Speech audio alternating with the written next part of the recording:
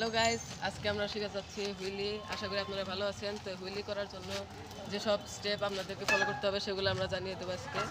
এখন তাহলে ধীরে ধীরে আপনারা স্টেপটা দেখেন। প্রথমত বলবো যে সিটটা আপনাদের মতো করে রাখতে। সিট আপনার যেটা মনে হয় সেভাবে রাখবেন, কিন্তু নিচে রাখবেন না। এখানে সাধারণভাবে সিটটা রাখছি, এখন সেইভাবেই হুইলিটা আমরা দেবো। তো স্টেপ অনুযায়ী আপনারা দেখতে থাকেন, দেখলে হয়তো বুঝতে পারবেন। তো ফার্স্ট স্টেপটা হচ্ছে এই প্যাডেলে অনেক জোরে প্রেশার দিতে হবে। যদি জোরে প্রেশার দেওয়া যায় তাহলে উঠবে। আমি তুলে দেখাইতেছি, একটু পিছনে তুলে দেখাবো। এখন এই যে প্রেশারটা দেওয়ার কারণে উঠে গেল। আর প্রেশারটা যত বেশি দেওয়া হবে তত বেশি জোরে উঠবে। আমি আবার দেখা দিচ্ছি প্রেশারটা কীভাবে দিতে হবে।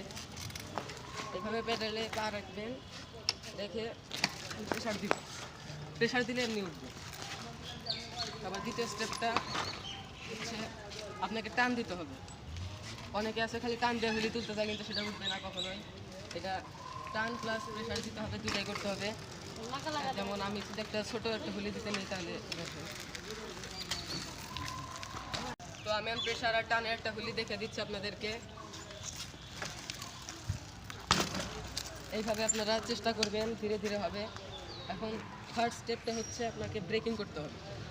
ব্রেকিংটা যদি না হয় তাহলে আপনারা পিছন দিকে পড়ে যাবেন। এখন ব্রেকিংটা করতে হবে ভালোভাবে। ব্রেকিংটা দেখাতে পারতেছি না, কারণ ব্রেকিং বোঝা যাবে না, যা কোনো দেখাবো না। আপনারা ইচ্ছা ব্রেকিং করবেন, যখন পরে যেতে নেবেন তখন। আর ফোর্থ স্টেপটা হচ্ছে প্যাডেল চালিয়ে যেতে হবে।